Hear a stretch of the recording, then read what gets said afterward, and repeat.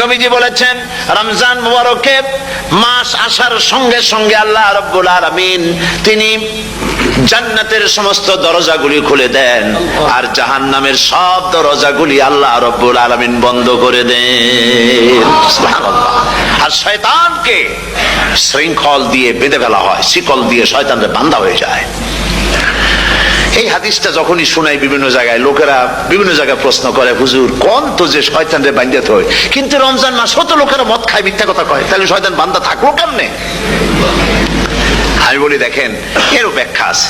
এর ব্যাখ্যা হলো এই, কোন কোন ঘড়ি আছে একবার চাবি দিলে 6 মাস চলে, আর একবার চাবি দিলে 2 বছর চলে, আবার চাবি দিলে লাইফ চলে যায়, এরকমের ঘড়িও আছে। কোন কোন মানুষের শয়তানে এমন চাবি দিছে যে চাবিতে 6 মাস চলে, কোনটায় 10 মাস চলে, কোনটায় বছর চলে। রোজার মাসেও যারা গুনাহ করে শয়তানে এমন চাবি দিছে যে রোজার মাসেও বন্ধ হচ্ছে না। এরা শয়তানের খপ্পরে পড়ে গেছে। আল্লাহ এই চাবি থেকে মুসলমানদেরকে হেফাজত করুন বলি আমিন। জোরে বলেন আমিন।